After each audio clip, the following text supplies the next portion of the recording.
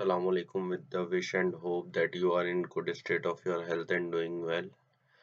और आज हम जो है वो अपनी lab number 9 diode as clamper circuits को जो है वो डिस्कस करेंगे. Before starting that what are clamper circuits, first हम एक कॉन्सेप्ट देख लेते हैं कि टाइम कांस्टेंट क्या होता है. ठीक है, it is the product of resistance R और सी. ठीक है, और ये एक आपको एक टाइम बता देता है. ये टाइम बेसिकली होता क्या है कि how much time is required जो कि एक जो है वो कैपेसिटर को डिस्चार्ज होने के लिए चाहिए. अगर आपके पास आरसी सर्किट्स लगे हों, सीरीज में आर और सी लगा हुआ हो और कैपेसिटर आपका चार्ज हो, तो उसको डिस्चार्ज होने में कितना टाइम रिक्वायर्ड होगा, that is defined by time constant. ठीक है, तो इसकी वैल्यू हम किस तरह से निकालते हैं. हमें रेजिस्टेंस की वैल्यू पता हो जो कि हमारा लोड होगा, और हमें कैपेसिटर की वैल्यू पता हो कि वो कितनी चार्ज को जो है वो स्टोर कर सकता है अपने अंदर. तो उन दोनों को अगर हम मल्टीप्लाई करेंगे तो हमारे पास टाइम कांस्टेंट आ जाएगा, जो कि हमारे पास इन सेकंड्स होगा कि इतनी देर के अंदर आपके पास जो है वो ये कैपेसिटर जो आपने लगाया है वो डिस्चार्ज होगा, अगर आपका लोड इतना होगा तो. ठीक है, तो ये एक टाइम कांस्टेंट की एक बेसिक डेफिनेशन थी. आगे जाके अभी हम टाइम कांस्टेंट के ऊपर बात करेंगे, तो मैंने कहा पहले इसके ऊपर डिस्कस कर लेते हैं टाइम कांस्टेंट होता क्या है और उसको किस तरह से निकाला जाता है. अच्छा, डीसी क्लैम्पर सर्किट्स बेसिकली हैं क्या.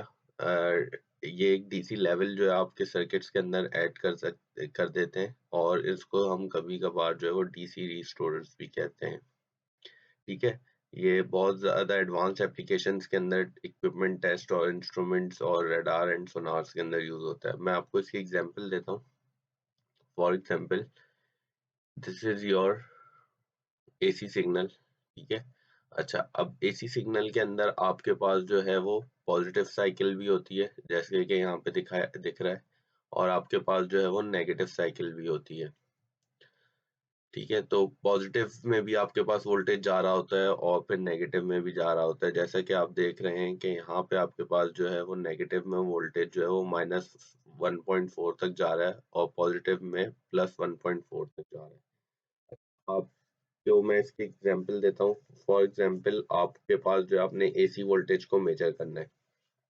ठीक है, अब इस वोल्टेज को मुझे मेजर करना है. हमारी इलेक्ट्रॉनिक डिवाइसेस जो होती हैं वो मोस्टली जो डिवाइसेस होती हैं, फॉर एग्जांपल माइक्रो कंट्रोलर की बात कर लें और स्पेसिफिक कर लूँ मैं, तो आपके पास जो है आर्डिनो की बात कर लें, जो कि एक बहुत ही ज़्यादा जो है फेमस माइक्रो कंट्रोलर है. तो उसके अंदर आपके पास अगर आपने एनालॉग वोल्टेजेस को जो है वो मेजर करना है, तो उसको मेजर करने के लिए उसकी जो मेजरमेंट रेंज है कि जिस रेंज के अंदर वो वोल्टेज को मेजर कर सकता है, वो 0 to 5 वोल्ट्स होती है. यानी 5 वोल्ट से ज़्यादा वोल्टेज अगर आप उसकी इनपुट पिन पे देंगे, that will damage your circuits. और अगर आप 0 वोल्ट से कम वोल्टेज देंगे तो वो भी उसकी जो है वो फंक्शन को जो है वो डैमेज कर सकता है, आपकी आईसी डैमेज कर सकता है. ठीक है, तो हम इस वेवफॉर्म को डायरेक्टली जो है अपने कंट्रोलर के साथ जो है वो कनेक्ट नहीं कर सकते. उसके लिए हमें क्या करना होगा, अगर हमें इस एसी सिग्नल को मेजर करना है, ठीक है, और हमें वोल्टेजेस मेजर करने हैं कि वोल्टेजेस कितने हैं एसी वोल्टेज. ठीक है, तो उसके लिए जो है वो दो तरीके हो सकते हैं. एक तो आप जो है वो इसको पल्सेटिंग डीसी के अंदर कन्वर्ट कर दें, फुल वेव रेक्टिफायर कर दें. तो वो फुल वेव रेक्टिफिकेशन जब आप करते हैं, तो ये जो नेगेटिव साइकिल है ये भी पॉजिटिव साइकिल बन जाती है. एक काम आप वो कर सकते हैं. सेकंड काम आप ये कर सकते हैं कि आप इस पूरी वेव फॉर्म को यहाँ से उठा के ऊपर की तरफ शिफ्ट कर दें. ठीक है, तो ये जो शिफ्ट करने वाला मामला है, ये शिफ्ट करने वाला मामला आपका जो है वो डीसी क्लैम्पर्स के थ्रू जो है वो किया जाता है. इसके अंदर इसको हम डीसी रिस्टोरर्स भी कहते हैं, जिसके अंदर इसके अंदर हम एक डीसी वैल्यू ऐड कर देते हैं और आपकी जो वेव फॉर्म है वो शिफ्ट हो जाती है. फॉर एग्जांपल, आप ये देखें, ये आपकी एक एसी वेव फॉर्म है जिसमें नेगेटिव पार्ट भी है, पॉजिटिव पार्ट भी है. लेकिन जब आप इसको क्लैम्प करेंगे तो आप इसको जो है पॉजिटिव साइड के ऊपर भी क्लैम्प कर सकते हैं, और आप इसको नेगेटिव साइड के ऊपर, यानी पूरी वेवफॉर्म आपकी नेगेटिव साइड पे भी हो जाए. लास्ट वीक हमने जो टॉपिक किया था that was diode as clipping circuits. Clipping circuits का काम क्या था कि अगर एक सर्टेन थ्रेशोल्ड से ऊपर वैल्यू आए तो वो उसको क्लिप कर दे. अब वो कितनी वैल्यू ऊपर गई या हमारा एसी सिग्नल एक्चुअल क्या था या एनालॉग वोल्टेजेस क्या थे हमें नहीं पता चला। वो उसने as a safety purpose protection के तौर पे उसने उसको जो है वो क्लिप ऑफ कर दी। लेकिन अगर आपने उसको मेजर करना है तो उस केस के अंदर आप चाह रहे हैं कि मुझे पता चले कि एसी वोल्टेज आ कितना रहा है, तो उस केस में आप जो है वो क्लैम्पर सर्किट्स को वो डिजाइन करते हैं। लाइक क्लिपर सर्किट्स, आपके पास क्लैम्पर सर्किट्स के अंदर भी जो है वो दो मेजर कैटेगरीज हैं, दैट इज पॉजिटिव क्लैम्पर और नेगेटिव क्लैम्पर। पॉजिटिव क्लैम्पर क्या करेगा, आपकी वेव फॉर्म को पॉजिटिव साइड के ऊपर शिफ्ट कर देगा, और नेगेटिव क्लैम्पर क्या करेगा, आपकी वेव फॉर्म को नेगेटिव साइड के ऊपर जो है वो शिफ्ट कर देगा। इसके अलावा हमारे पास पॉजिटिव क्लैम्पर की एक और एडवांस्ड एप्लीकेशन भी है, that is positive biased clipper. ठीक है, अभी हम उसके ऊपर बात कर लेते हैं। सबसे पहले देख लेते हैं कि ये पॉजिटिव अनबाइस्ड क्लैम्पर किस तरह से वर्क कर रहा है। अगर आप इस वेव फॉर्म को देखें तो जब आपके पास नेगेटिव साइकिल आएगी, इस पॉइंट के ऊपर नेगेटिव आएगा, तो यहाँ पे नेगेटिव, यहाँ इस पॉइंट के ऊपर नेगेटिव आ जाएगा और इस पॉइंट के ऊपर आपके पास पॉजिटिव आएगा। ठीक है, तो यहाँ डायोड के जो है इस पॉइंट पे आपके पास पॉजिटिव है, इस पॉइंट पे नेगेटिव है, तो डायोड आपका क्या हो जाएगा, फॉरवर्ड बायस हो जाएगा। तो आपके डायोड के एनोड पे पॉजिटिव हो और कैथोड के ऊपर नेगेटिव हो, तो आपका उस केस के अंदर डायोड फॉरवर्ड बायस हो जाएगा। ठीक है, जब डायोड फॉरवर्ड बायस होगा तो ये आपका कैपेसिटर जो है वो चार्ज होना शुरू हो जाएगा एट वोल्टेज वीपी इन, जो भी यहाँ के पीक वोल्टेजेस होंगे इस एसी वेव फॉर्म के, -0.7 जो कि डायोड का फॉरवर्ड बायस वोल्टेज ड्रॉप हुआ। ठीक है, तो ये आपके पास एक सर्किट कंप्लीट हो जाएगा, यहाँ पे से लो रेजिस्टेंस मिलेगी और आपका ये कैपेसिटर चार्ज हो जाएगा एट अ सर्टेन वोल्टेज, जो कि डिफाइन करेगा वीपी इन, जो कि हमारा इनपुट वोल्टेज होगा, और उसमें से माइनस कर दें हम 0.7 वोल्ट को। ठीक है, तो आपके पास एक डीसी लेवल जो है इसके अंदर ऐड हो जाएगा। तो इसको हम देख लेते हैं। इधर हमने मल्टी सिम के अंदर ये सर्किट बना ली है। ये हमने एक ऐसी वेव फॉर्म लगाई, उसके आरएमएस वोल्टेज इतने सेट कर लिए। आरएमएस से हम वीपी वोल्टेजेस जो है वो कन्वर्ट कर सकते हैं। हमने फॉर्मूला उसका जो है वो देखा हुआ है प्रीवियस लैब्स के अंदर। 50 हर्ट्ज की फ्रीक्वेंसी सेट कर दी है और ये इसकी सेटिंग्स जो है वो इसके अंदर रख दी हैं। ठीक है, फिर हमने जो है वो ये वाला सर्किट, इसको बंद करते हैं, इसको इधर ले आते हैं। अच्छा, तो ये हमारा पॉजिटिव अनबायस्ड क्लैम्पर का सर्किट हमने यहाँ पे डिजाइन कर लिया। ठीक है, और ये डायोड आपके पास इस कॉन्फ़िगरेशन में लगा हुआ है। ठीक है, और ये हमने एज अ लोड रजिस्टर लगाया है, दिस इज 100 के ओम। ठीक है, आपका क्लैंपिंग सर्किट सिर्फ इतना एरिया है। ठीक है, बाकी ये इसके बाद ये जो है ये आपका बेसिकली आउटपुट है जहाँ पे आप अपना लोड लगा रहे होंगे। ठीक है, तो अब जब मैं सर्किट को सिमुलेट करूंगा, ठीक है, अच्छा, अब आपने जो है चैनल ए के ऊपर अपना इनपुट कनेक्ट कर लिया है जो कि एसी सिग्नल है, तो आपने इसको एसी पे रख लिया। ठीक है, आउटपुट जो है वो भी एक एसी है, लेकिन उसके अंदर एक डीसी लेवल भी शिफ्ट ऐड हुआ हुआ है उसके साथ, तो हम उसको, इसकी जो बाइसिंग है वो डीसी रखेंगे। तो अब आप यहाँ पे देख सकते हैं कि आपके पास जो वेव फॉर्म है वो पहले नेगेटिव है फिर पॉजिटिव है। ठीक है, लेकिन यहाँ पे आपके पास जो वेव फॉर्म है वो शिफ्ट हो गई है, लेवल अप हो गया, यानी पॉजिटिव साइड के ऊपर क्लैंप हो गई है। ठीक है, क्योंकि हमारा इनपुट वोल्टेजेस ज्यादा है, इस वजह से ये नेगेटिव पॉजिटिव ज्यादा ऊपर नहीं जा सकी, जबकि नेगेटिव की तरफ आ गई है। ठीक है, अच्छा, इसके लिए अब हम एक काम कर सकते हैं, या तो हम अपने इनपुट वोल्टेजेस को डाउन कर दें ताकि नेगेटिव साइड के ऊपर ना जाए। ठीक है, जो कि हमारे कंट्रोल में नहीं हो सकता है। अगर मैं आपको वही एग्जांपल दूं कि मुझे एसी वोल्टेज मेजर करना है, ठीक है, तो एसी वोल्टेज जो एक्चुअल होंगे उसको आप स्टेप डाउन करेंगे ट्रांसफार्मर के थ्रू, क्योंकि आप 220 वोल्ट्स तो ऑब्वियसली नहीं दे सकते, आपने 0 to 5 वोल्ट की रेंज के अंदर अपने सिग्नल को रखना है, तो आप उसे स्टेप डाउन करेंगे यूजिंग अ ट्रांसफार्मर, या फिर आप जो है कोई और जो है बेसिक अप्रोच यूज करेंगे which is not recommended, like आप वोल्टेज डिवाइडर्स जो है वो फॉर्म करेंगे। ठीक है, तो वोल्टेज डिवाइडर से भी आप वोल्टेज को कम कर सकते हैं, लेकिन दैट इज नॉट रिकमेंडेड। आप जो है जब भी आपने एसी वोल्टेजेस को जो है वो स्टेप डाउन करना है या उसके वोल्टेज लेवल्स को शिफ्ट करना है, always use a transformer which is a better approach. उसके अंदर आपको गैल्वेनिक आइसोलेशन वगैरह मिल रही होती हैं। तो अब मैं सिमुलेशन को जो है यहाँ पे पॉज करता हूँ ताकि मैं आपको कुछ रीडिंग्स जो है वो दिखा सकूं। मैंने से यहाँ पॉज कर लिया। अच्छा, ये अब आप देखें कि ये आपके पास पॉजिटिव इनपुट चैनल ए पे 1.4 वोल्ट तक जा रहा है, ठीक है। और आउटपुट की आपकी जो मैक्सिमम वोल्टेज है दैट इज 2.478 वोल्ट्स। और सिमिलरली आपके पास जो आउटपुट इनपुट की मिनिमम वोल्टेज है दैट इज -1.4, और उस केस में आपके पास नेगेटिव में -337.123 मिली वोल्ट्स जा रहे हैं, ठीक है। अच्छा, अब हमें जो है हम चाहते हैं कि ये 0 वोल्ट से नीचे किसी भी सूरत में न जाए ताकि मैं इसको जो है वो टेस्ट कर सकूं, ठीक है। तो इसको मैं भी आपको जो है इन अ वाइल बताता हूँ कि किस तरह से हम जो है इसको भी जो है वो शिफ्ट कर सकते हैं। पहले देख लेते हैं कि हमें थ्योरेटिकली हम ये वैल्यू किस तरह से निकाल सकते हैं, ठीक है। तो इसके लिए आपके पास जो फॉर्मूला होता है वो गिवन है यहाँ पे, V out is equals to VP in plus VP in minus 0.7 volt. अच्छा, ये 0.7 वोल्ट डायोड का फॉरवर्ड बायस वोल्टेज ड्रॉप है, ठीक है। अच्छा, ये भी हमने जो है प्रीवियस लैब में कवर किया था कि ये डायोड टू डायोड वेरी होता है। अभी हम आइडियल सिनेरियो की, आइडियल डायोड की बात करें जो कि सिलिकॉन बेस्ड डायोड है, तो उसमें 0.7 वोल्ट होता है, लेकिन आपने इसको फॉरवर्ड बायस वोल्टेज वो रखना है जो आपका actual diode forward bias voltage generate कर रहा होगा, ठीक है।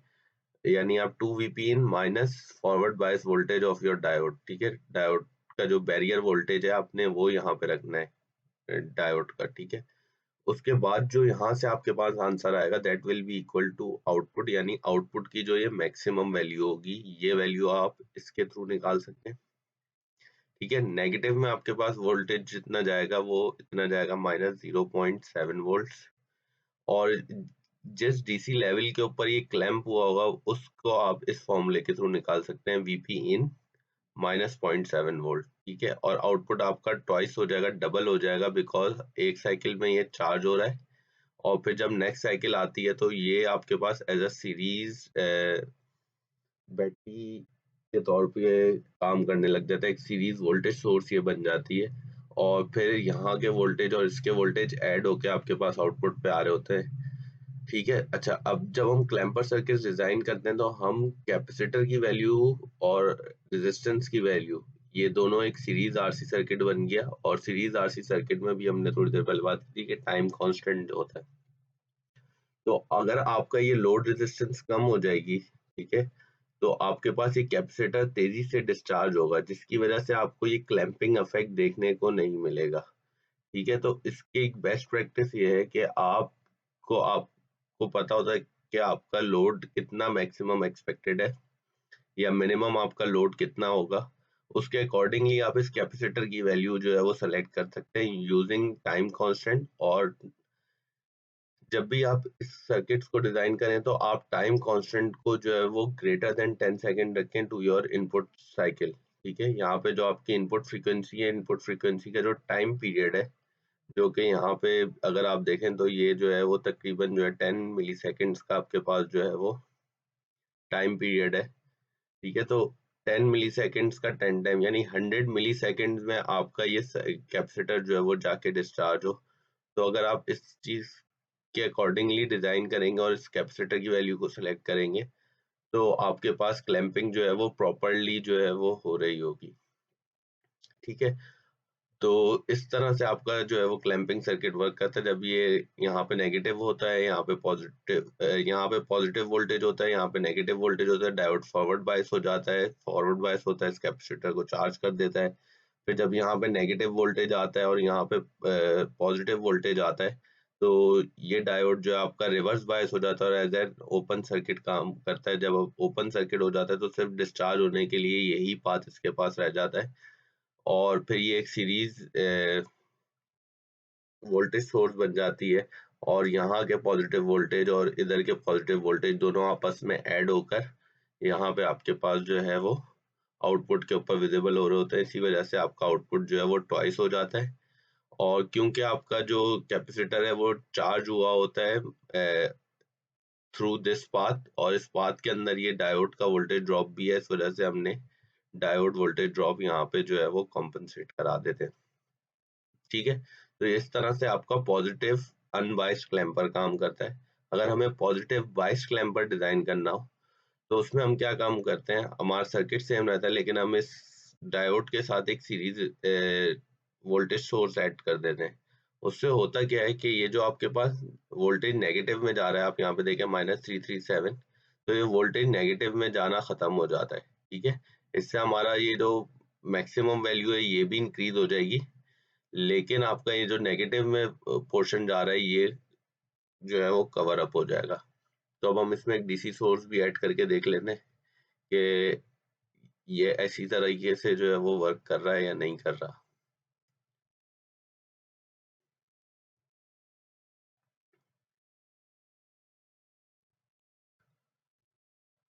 सिंस हमारा जो वोल्टेज है वो जो है वो बहुत माइन्यूट सा जो है वो नेगेटिव साइड के ऊपर जा रहा है, तो हम ये जो डीसी वोल्टेज है ये भी हम स्मॉल वैल्यू यानी 1 वोल्ट सेलेक्ट कर लेते हैं।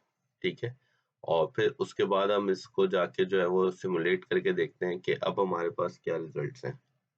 तो अब आप ये देखें, नेगेटिव साइकिल के बाद इसने क्लैंपिंग की है, उससे पहले ये प्रॉपरली इसको क्लैंप नहीं कर सक रहा था। अब मैंने इसे पॉज कर लिया और अब हम इसकी जाके वैल्यूज देखते हैं। ठीक है, अब आप अगर प्रीवियसली अगर आपको याद हो प्रीवियस ग्राफ के अंदर ये जो नेगेटिव साइड थी आपके आउटपुट की ये नेगेटिव में जा रही थी, but now it is in positive यानी 514.494 मिली वोल्ट, यानी 0.5 वोल्ट्स मिनिमम वोल्टेज है आपके आउटपुट का, और मैक्सिमम वोल्टेज जो है वो 3.323 वोल्ट है, यानी it is in the range of 0 to 5 volt, जो कि हमारी रिक्वायरमेंट थी। हमें कंट्रोलर्स में अगर इस सर्किट को जो है वो रीड करना है और उसके बाद हमें वोल्टेजेस रीड करने हैं, तो हम इस तरीके से इसको जो है वो कर सकते हैं।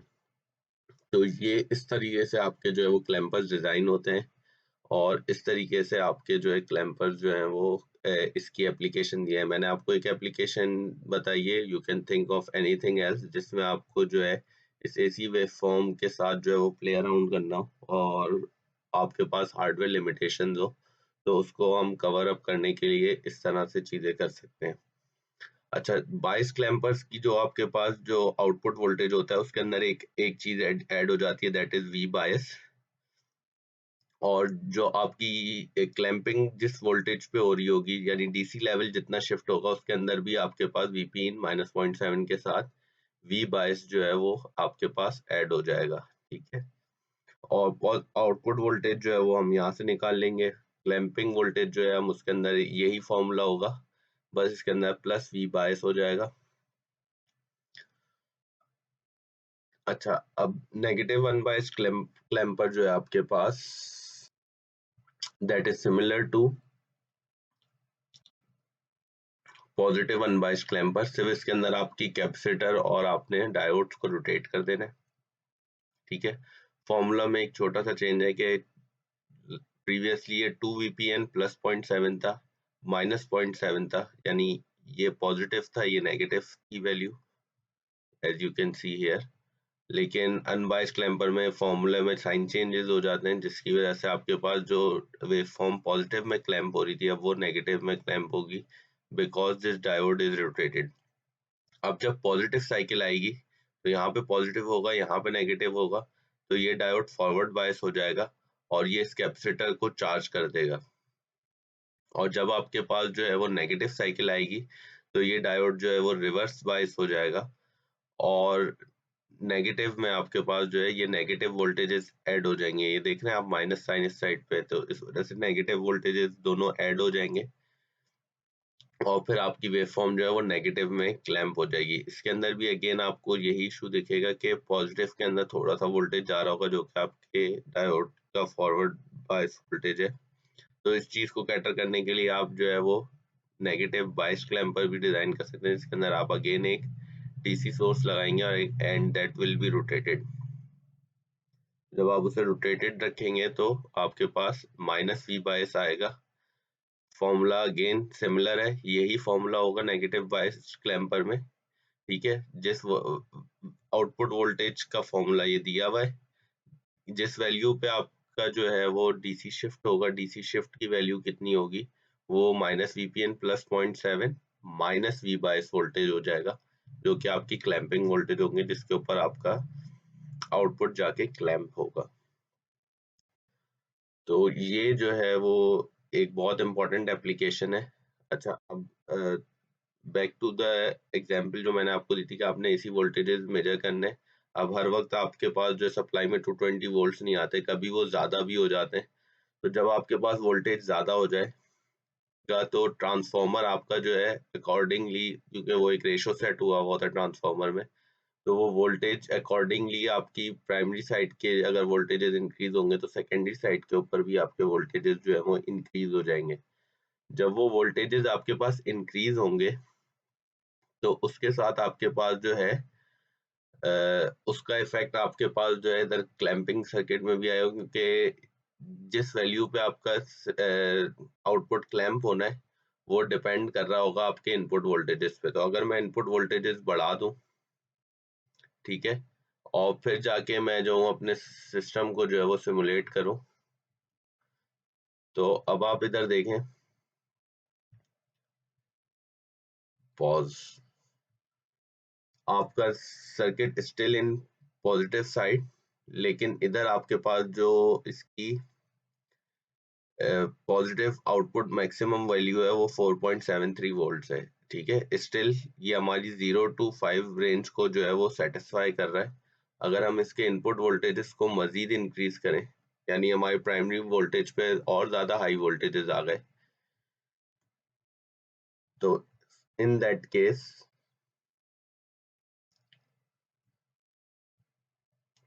आपका जो आउटपुट मैक्सिमम वैल्यू होगा वो आपकी रेंज से बाहर हो जाएगा, जो कि आपकी डिजायर्ड रेंज है, ठीक है। ये स्पेशल केस होगा, यानी कभी कभी ऐसा होता है कि डबल फेज होने की वजह से आपके पास 220 वोल्ट्स की जगह इनपुट पे जो है वो 440 वोल्ट्स भी आ जाते हैं।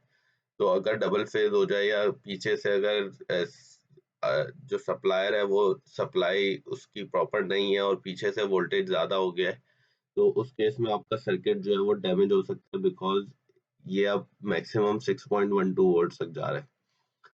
तो स्पेशल केसेस, ये स्पेशल केस है, यानी रेगुलरली ये नहीं होगा, ठीक है। नॉर्मली ये नहीं होगा, लेकिन एबनॉर्मली ये हो सकता है, किसी भी फॉल्ट की वजह से ये मसला आ सकता है। तो उससे अपने सर्किट को प्रोटेक्ट करने के लिए हम जो है इसके बाद क्लैंपिंग सर्किट के बाद एक क्लिपिंग सर्किट भी लगा सकते हैं, जो कि इसको 5 वोल्ट के ऊपर क्लिप कर दे, कि अगर इन एनी केस आपका आउटपुट 5 वोल्ट से ऊपर चला जाए तो आप इसको पॉजिटिव साइड से क्लैंप कर दें, क्लिप कर दें, ठीक है, लिमिट कर दें कि 5 वोल्ट से ऊपर नहीं जाएगा। सिमिलरली आप जो है नेगेटिव क्लिपर भी यूज करेंगे, ताकि इन एनी केस अगर ये वोल्टेज पॉजिटिव से तो हमने लिमिट कर दी, लेकिन ये नेगेटिव से भी जो है वो नीचे ना जाए, ठीक है। तो इस तरह से हम डिफरेंट सर्किट्स के कॉम्बिनेशन बना बना के एक एप्लीकेशन की तरफ जा रहे होते हैं। हम लैब के अंदर जो है वो कॉन्सेप्ट देख रहे होते हैं, चीजें देख रहे होते हैं इंडिविजुअल, लेकिन जब आप एप्लीकेशन की तरफ जाते हैं तो वहां पे सारे कॉन्सेप्ट जो है आपको मल्टीपल सर्किट्स हो सकते हैं सीरीज में लगाने पड़े, तब जाके आपका एक अच्छी प्रोडक्ट जो है वो आप जो है उसको डेवलप कर सकें। तो इस चीज को सिर्फ लैब परफॉर्म करने की हद तक नहीं देखें, बल्कि आप जो है इसको देखें कि आपने इसको कहाँ कहाँ अप्लाई करना है, ठीक है। एप्लीकेशन पॉइंट ऑफ व्यू से सोचें तो आपको चीजें याद करनी भी आसान होंगी, समझनी भी आसान होगी, और जब आप रियल वर्ल्ड के अंदर किसी प्रॉब्लम में होंगे तो आप फिर इन चीजों को अप्लाई करके अपनी प्रॉब्लम्स को जो है वो रिजॉल्व कर रहे होंगे। तो this was all about clamper circuit. 4 different types के क्लैंपर सर्किट्स होते हैं। टाइम कांस्टेंट कैपेसिटर की वैल्यू जब आप डिजाइन कर रहे होते हैं तो आप जो है उसको 10 टाइम्स ग्रेटर रखते हैं, डिपेंडिंग ऑन योर लोड, आपका लोड कितना है उसके अकॉर्डिंगली आप जो है कैपेसिटर की वैल्यू सेलेक्ट कर देंगे, मुझे 10 माइक्रो रखना है, 100 रखना है, 1000 रखना है, 2000 रखना है, एक्सेट्रा एक्सेट्रा, ठीक है। तो लैब टास्क में आपने जो परफॉर्म करना है वो ये चारों सर्किट्स को वन बाय वन परफॉर्म करना है, वैल्यूज आपने ये रखनी है, ठीक है। इनपुट की पीक वैल्यू दी हुई है 3 वोल्ट, तो आप इसकी आरएमएस वैल्यू निकाल लेंगे। जो भी आरएमएस वैल्यू होगी आप इसको यहाँ सब्स्टिट्यूट कर देंगे और अकॉर्डिंगली आप जो है इसके इनपुट और आउटपुट वेवफॉर्म्स की maximum values and minimum values को नोट डाउन करेंगे, ठीक है। साथ में आप इसकी इन फॉर्मूलाज के थ्रू भी बताएंगे कि थ्योरेटिकली हमारा जो आउटपुट वोल्टेज था वो इतना एक्सपेक्टेड था, जब हमने सिमुलेट किया, ठीक है, तो उसका आउटपुट वोल्टेज इतना आया है, ठीक है, और उसके अंदर डिफरेंस कितना है, इक्वल है, नियर है, या बहुत लार्ज वेरिएशन है उसके अंदर। कंपोनेंट्स की वैल्यूज आपको यहाँ पे बताई हुई है। इन वेव फॉर्म्स की आपने साथ में स्क्रीनशॉट भी लगाने। आप जो ग्राफ प्लॉट करेंगे उसकी जो है आप ये पूरी ऑसिलोस्कोप विंडो की जो है स्क्रीनशॉट लेंगे 2 कर्सर सेट करके, और फिर इन कर्सर्स की वैल्यूज के ऊपर आप जो है वो अपनी कंप्यूटेशंस कर रहे होंगे, ठीक है। आपने वैल्यूज ये रखनी है जो यहाँ पे दी हुई है। यहाँ पे मैंने डमी वैल्यूज रखी हुई थी एक एप्लीकेशन पॉइंट ऑफ व्यू से आप लोगों को समझाने के लिए। Then you have to give some theoretical answers. What is clamping? Clamping क्या होती है मैंने अभी इस वीडियो में बताया है। और explain one particular application of clamping circuits, clamper circuits। तो आप जो है, जो मैंने अभी एग्जांपल दी है, इसके अलावा कोई और एप्लीकेशन जो है अपने लैब टास्क के साथ लिख के जो है वो सबमिट करेंगे। So this is all about today's lab session। इंशाल्लाह फिर नेक्स्ट वीक एक नई वीडियो एक नए लेक्चर के साथ जो है वो बात होगी। तब तक अपना ख्याल रखिएगा। अल्लाह हाफिज।